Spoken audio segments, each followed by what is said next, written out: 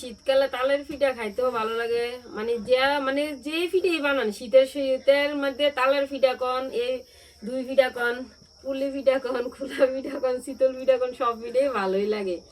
আবার আমরা খোলা পিঠাও কই, শীতল পিঠাও কই, আপনারা বুঝেন। তা আমি আজকে তালের রসের পিঠা বানাবো। দেন আটা লইছি, আটাও তুমি চাইলে একটু নরম হইব দুটোটা দিলে। মাংস তো কই এই সিজনে তাল পাইছে কই? আর এই যে তাল পাইছি কই, সেটা আমার বাপের দেশে ওই এলাকায় কিন্তু তাল গাছ বেশি, বুঝছেন। তো ওই দিক থেকে আমার মা তালের রস আমার লাগিয়া লইয়া পাঠাইছে।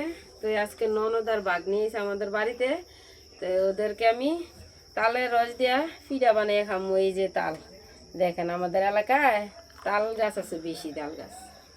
তো যারা দেখছেন তারা বলবেন, আমাদের এলাকা চিনবেন। এই যে এই দিক থেকে তালের রস দিছে। আর শীতের সময় তো তালের পিঠাও স্বাদই লাগে খেতে। আমি বানাইতেছি আজকে। একা একা তো খাইলে ভাল লাগে না, মেহমান আসলে মেহমানও খায়, আমরাও খাই। মেহমানের লগে লগে খাবার ভালোই খাওয়া যায়। তো আপনারা আইয়েন, আপনারা চাইলের গুঁড়ো দুমু, আটাও দুমু, তো পিঠাটা একটু নরম হইব, খাইতেও ভালো হইব। মেহমান আইলে একদিক দিয়ে বালা না গো বাবু?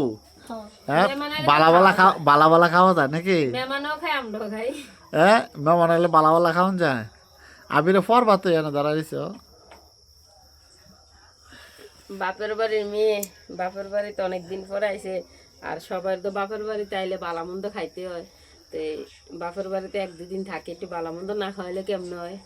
তো আজকে দুপুরে খাওয়াইলাম বিরিয়ানি রান্না করে, রাত্রে খাওয়ামু পিঠা বানামু, আবার মাছ টাছ রান্না করে খাওয়ামু, এই আর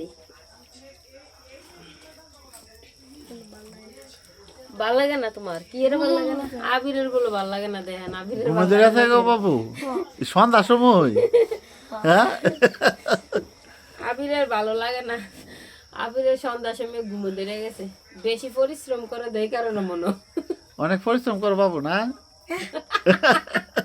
তো দেখেন অনেক পরিশ্রম করে, পরিশ্রম এলো। সারাদিন সাইকেলে ঘুরিয়া লেগে পরিশ্রম। হুজুর স্যারের দামি দেই তো মাঠে হ্যাঁ মাঠে দেখা সাইকেল চালাতে দে। রাত্রের বেলা কিন্তু পিঠা বানাইতেছি, দেখেন একবারে রাত অন্ধকার। দাও